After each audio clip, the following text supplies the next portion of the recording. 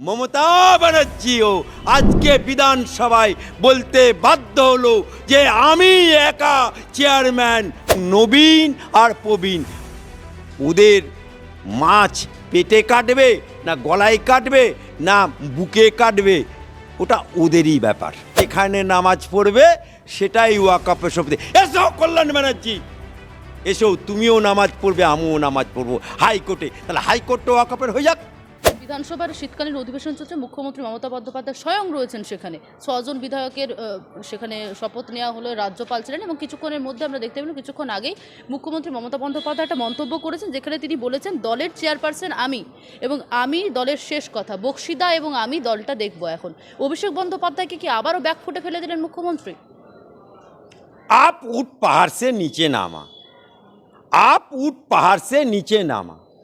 বাংলার মানুষ, বাংলার বিরোধী দলগুলো, বাংলার আমাদের মতো আইনজীবীরা চিৎকার করে বলতো, কি বলতো, যে তৃণমূল দলটা হচ্ছে সব ল্যাম্পপোস্ট, একটাই পোস্ট, একটাই পোস্ট।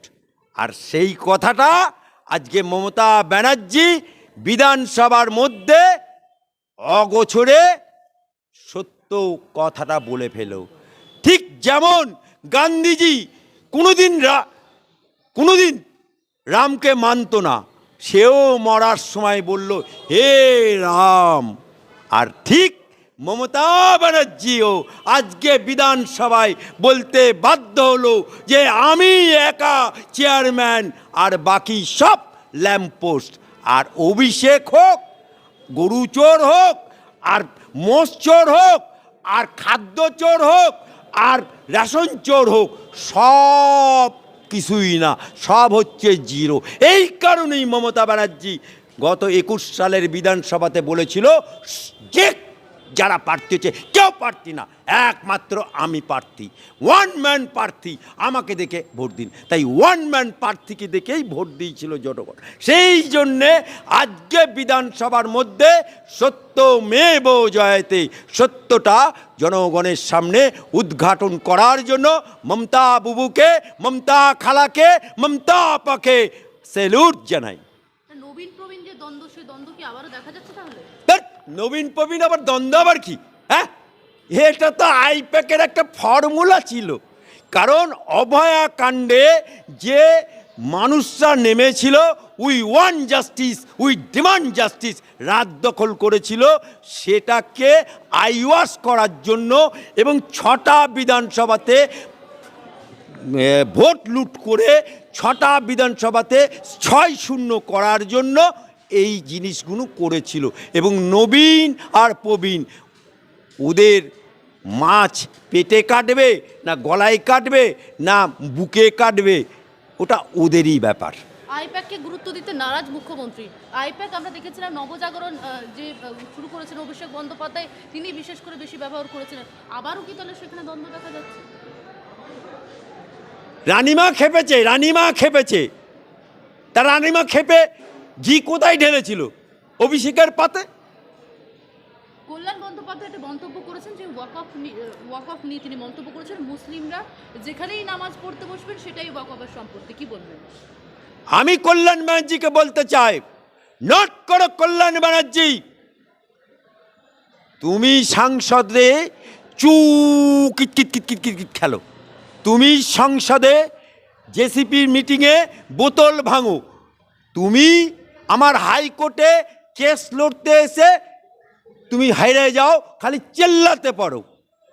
তাই তোমাকে এখন বাংলার মানুষ বলে জোকার যাচ্ছে। সে এখন বলছে গদ মুসলমান দেখে, লম্বা টুপি গোল টুপি দেখে তার মুখ দিয়ে বেরুচ্ছে যেখানে নামাজ পড়বে সেটাই ওয়াকফের শপথ। এসো কল্যাণ ব্যানার্জি, এসো, তুমিও নামাজ পড়বে, আমিও নামাজ পড়বো হাইকোর্টে। তাহলে হাইকোর্টটা ওয়াকফের হয়ে যাক, হাইকোর্টে তুমিও নামাজ পড়বে, আমিও নামাজ পড়বো, হাইকোর্টটা ওয়াকফের হয়ে যাক। আর তোমার দিদি যে কার্নিভাল করে কলকাতাতে, 100 কতগুলো মা দুর্গা সেখানে পদার্পণ করে, তাহলে ওই সম্পত্তিটা মা দুর্গার হয়ে যাক, দেবত্ব সম্পত্তি হয়ে যাক। আর ঈদের সময়, বকরিদের সময়, ঈদের নামাজে যে নামাজে নারী প্রবেশ নিষেধ, সেই নামাজে মমতা ব্যানার্জি যায় আর এই রকম করে ওন্না জারিয়ে আল্লাহু আমিন, আল্লাহু আকবার। তাহলে রেড রোডটা নামাজ হয়, রেড রোডটা মুসলমানদের ওয়াকাপের হয়ে যাক।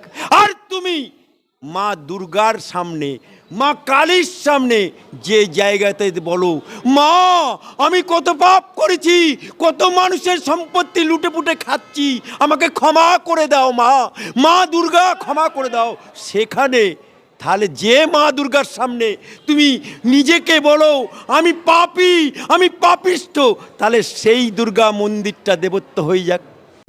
বাংলা হাটের আরো খবর দেখতে নজর রাখুন। বাংলা খবর মানেই বাংলা হাট।